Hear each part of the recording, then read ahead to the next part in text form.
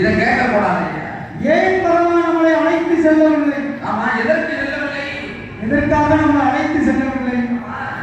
அப்போ ஆண்டவன் படிகளுக்கு முழுவதில் ஆமா ஏதோ பண்ணணும். ஒரு மாற்றம் இருக்கிறது. அதை நம்ம அறியணும். ஐயா, என்ன ஒரு மனைவியானவள் ஆமா கணவன் என்ன வேலை செய்கிறான் என்று அறிவது தவறு இல்லை.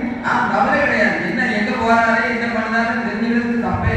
என்ன வேலைக்கு போறாரு எங்க போறாரு எங்க போறாரு முன்னாடி கேமரா வைக்கிறாங்க. இப்ப கேமராலாம் வைக்கிறதுக்கு வாய்ப்புலாம் நல்லா இருக்கு. என்ன வேலைக்கு போறாரு ஆமா எந்த அறிவது வந்து தவறு இல்லை. ஆமா அக்காலத்துல என்ன தான் செய்த வேலை வைத்து பொருள் கிடைத்தது. எப்படி தான் செய்யக்கூடிய வேலை வைத்து ஆமா அந்த வேலை திறனை பார்த்து பெண் கிடைக்கிறது. ஆமா பாரியா என்ன வேலை செய்யறாங்க தெரியும் மாப்பிள்ளைதான் பார்க்கிறான். ஆமா அவனையே கைப்பற்ற சொல்லிட்டு ஆமா சரி ஆனா எப்படி மகளிர்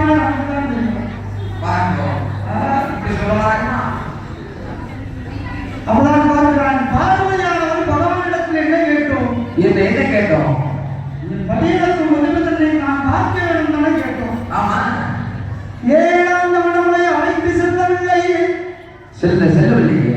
இதற்காக அழைத்து செல்வார்கள். ஆமா என்று மனதை பதறவிட்டார். ஆமா அதான் மறப்போம்.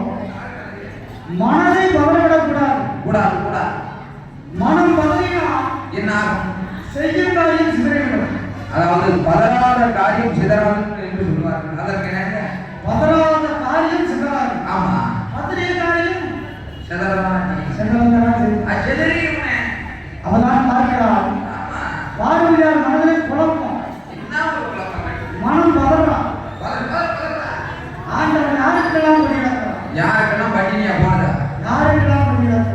ஆமா ஏன்னா நான் கொடுத்துட்டேனையோ நாளைக்கு நாளை திரையிட்டு நாடெங்கும் படியிழக்க முடியுமா? முடியாது. உனக்கு படியிழக்க உலகெல்லாம் படியாக்க ஒருபோதும் முடியாது. ஒருபோதும் முடியாது. இந்த குழப்பமாக ஒரு மனிதனுக்கு குழப்பம் என்பது சந்தேகத்தில் ஒன்று. அம்மா வந்துருங்களா? சந்தேகம் வந்ததா சந்தோஷம் நம்ம விட்டு போயிட்டே இருக்கா? ஒரு மனிதனுக்கு குழப்பம் வாங்கிட்டு உழைப்பான்.